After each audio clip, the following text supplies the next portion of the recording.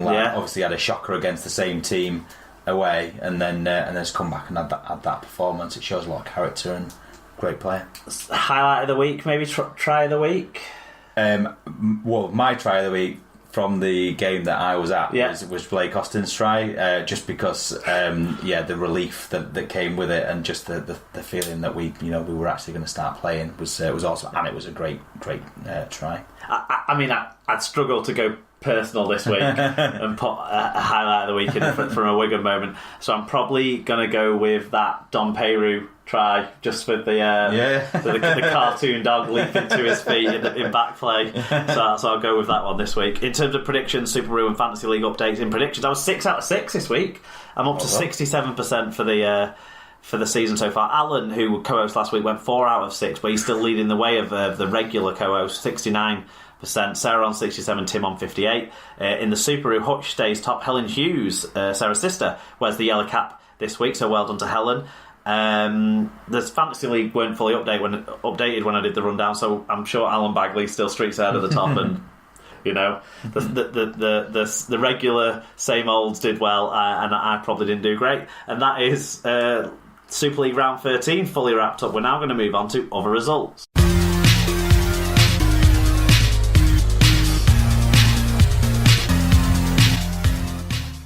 Other results time, and we start as we normally do in the Championship, where it was round 12, and the first result on Saturday was Toulouse 30, York 26 in a close one in France. It was Widnes 24, Dewsbury 25 in an even closer one as Liam Finn came back to haunt the team he was so shit for at the back end of last season. Who got in touch on this one? So Paul O'Brien 1976 said Widnes not good enough today. Lucky to be leading at half-time after coming from behind through 18 points from Jack Owens. Mistakes were costly in the second half, and Dewsbury deserved the win. And Sunley 213 said bad day for Widnes on the pitch today, second best in all respects, hoping the young squad can reflect on this and use it to improve. On the R-League Live at the game, it was Sheffield 24, Halifax 32.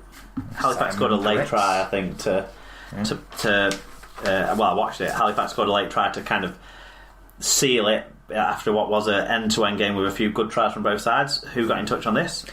Shoddy Amungo said a belter of a contest that swung back and forth all afternoon. Valuable win for the Blue Sox. If only they had played that like that for Marshall recently. Bradford 52, Rochdale 16. Shoddy Mungo, Alan's got in touch again. Scratchy start, but much better second half to improve the points difference. 7 wins in a row now. Yeah, Rochdale was 16-14 ahead, I think, at half time, so they managed to pull that one out of the bag. Batley 16, Leigh 36 in Braley's return. Barrow 12, Featherstone 26, and then finally Toronto 52, Swinton Lions 10. Yeah, and Genghis Campbell said 9,500 at the game. Stadium was jammed. Crowd is far too polite and Canadian. We either need a covered stand or import some UK Rugby League fans to teach us how to chant properly. Match highlight was Jefferson the mascot making a triumphant return, although I don't think we've seen the last of Gordo. Wallace may have scored a hat-trick. The PA was on the fritz. Wilkins seems to be the guy everything goes through. Yeah, watch this one. Swinton were competitive. Scored a good try. Competitive in the first half. Scored a very good try. But they tired. I think Jack Wells made about 15 tackles in the first 10 minutes and then looked knackered for the next 10 minutes, and that kind of spread across the whole team a little bit, I think. This Gordo thing had completely passed me by. Yeah. Did you pick up on this story? It actually made quite a bit of a splash in Toronto, right, helping publicise the game and that sort of stuff. But basically, it seems like they've made up this story that Jefferson, the mascot, had got stolen at the end of last season, or gone missing at the end of last season. Yeah. So they only realised this late in the day and hastily had to arrange what was the shittest looking mascot. You see, it was basically he basically looked like a guy who'd been in a crap grunge band in the early 90s that never quite made it, but never quite got over that fact.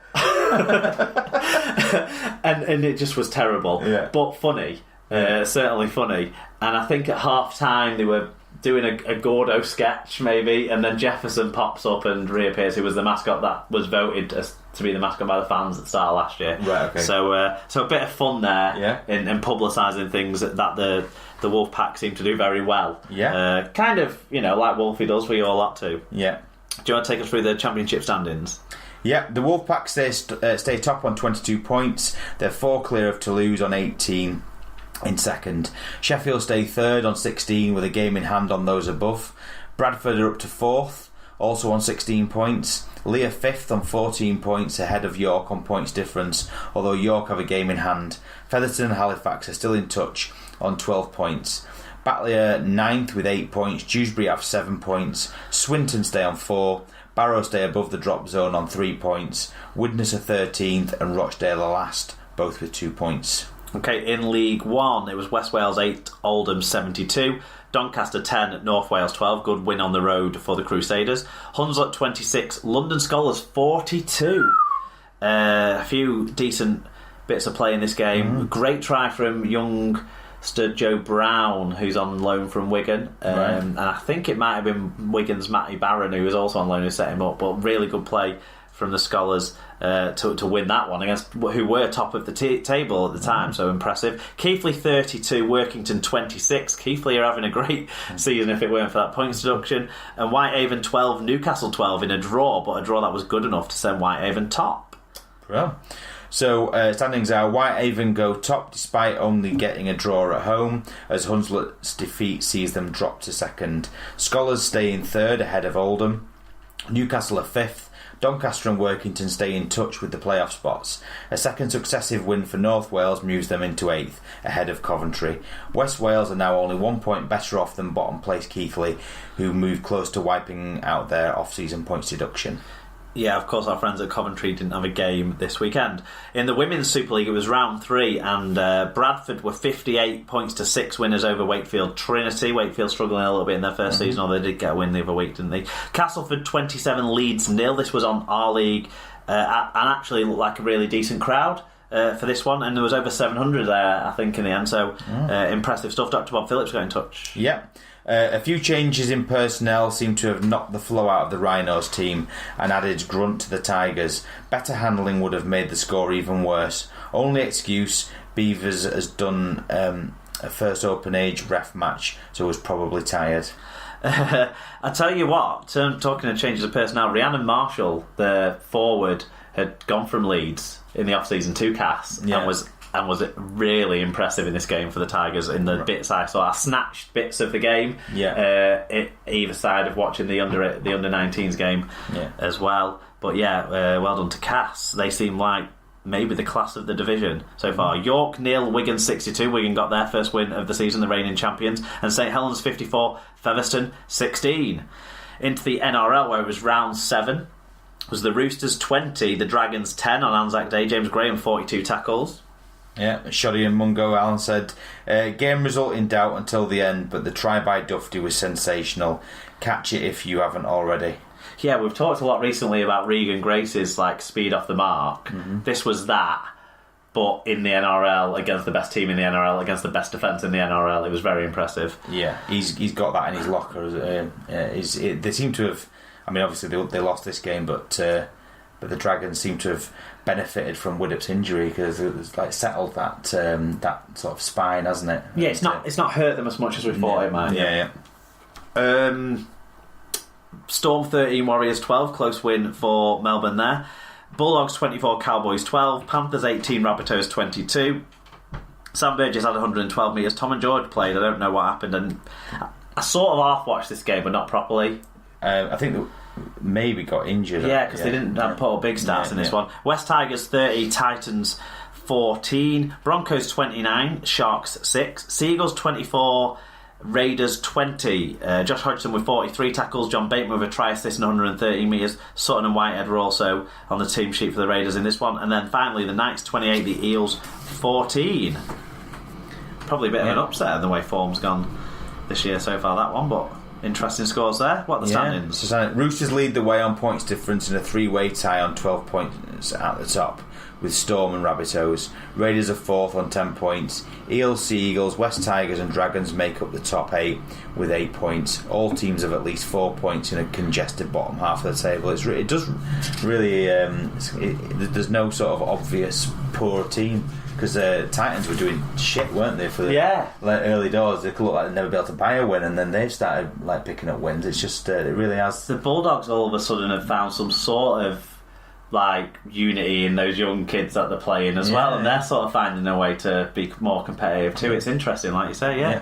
Right, that is other results. We're now going to move on to predict what will happen in round 14 of Super League.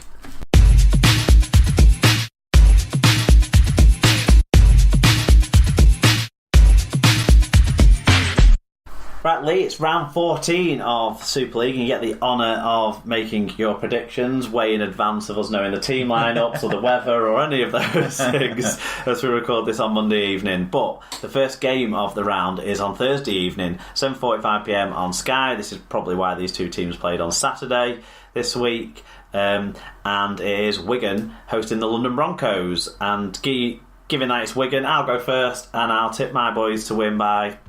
I'm going to say by 18 points, by 3 scores. Wigan will win comfortable-ish, hopefully, to make up for the disaster down in London a couple of months ago. I think Wigan will win. We're getting some bodies back. I'm happy. Yeah. I've also gone for a Wigan win. I think London are... they're going to struggle coming up to... obviously, Wigan are at home. I've also gone for them by 18 points, 24 points to 6. So I'm... Fair enough. Backing your boys too. Thank you. Friday, 7:45 again. In fact, all of these are 7:45, apart from the Sunday one, which for some reason I've written is 7:45, but it's obviously 3pm. This is the Sky game on Friday night. Castleford versus Warrington. Two of the teams near the top. I'll let you go first. This is a tricky one because Castleford previously, when they're sort of struggling with injuries, as they clearly are, Rob will tell you. So don't they then come and give us a real game. And last year they beat us at home when they played all their kids. If you remember, it was, QLT's first game, but I can't go against my boys, so I'm going to go Warrington 18 points to 12. Yeah, I've got Warrington winning a close one as well. If you can play more sensible rugby without making a lot of mistakes, then you should have enough to beat a Cass side that are struggling with some injuries, as many other sides are, but Warrington aren't necessarily one of those sides at the moment that are particularly struggling. So I'm going to go Wire by 4. Yeah. So on to Huddersfield versus Wakefield. Potentially interesting one. Wakefield riding high in the table, Huddersfield not so. But how do you see this one going? So on the back of the fact that Wakefield are coming off a defeat and they've got some bad injuries. Their injury list is mounting up. Matty Ashurst is now out. It's serious, their injury list. When you think about it, their entire left edge is out. Both halfbacks are out. So it's kind of Fafita or bust, it feels like at the moment. And I feel like I saw enough from Huddersfield in that first half to get a win in this game. So I've gone Huddersfield 20 points to 12. Yeah, I mental coin flip kind of game. I've landed on the home side by 2, Huddersfield by 2. Scratch one out. Mm-hmm. Friday 7:45pm as well. Blooming heck. Everyone's wanting to give themselves a full week of preparation for the Cup games. Hull FC versus Catalans. Catalans staying in the country between these two away games. Interesting if that'll pay dividends for them. I like Catalans at Hull. I feel like it's a ground that they can turn up at. Mm-hmm. I'm going to go that they scratch a win. The Edge a 1 point win, and the Hull FC fans feel what it's like to be on the other side of a golden point loss. I think Hull had a good win despite the performance of the ref this weekend, and Catalans got absolutely analled, and I think Hull will win again. So I've got them beating Cats by 24 points to 14. Fair enough. The final Friday night game is Salford versus Leeds. I'll let you go first on this one. So this is a tricky one. I feel like, and without any evidence at all, that Salford struggle at home after they've won well away. It's just like they've been inconsistent this year. And I just feel like Leeds in that first half, like they produce something special, and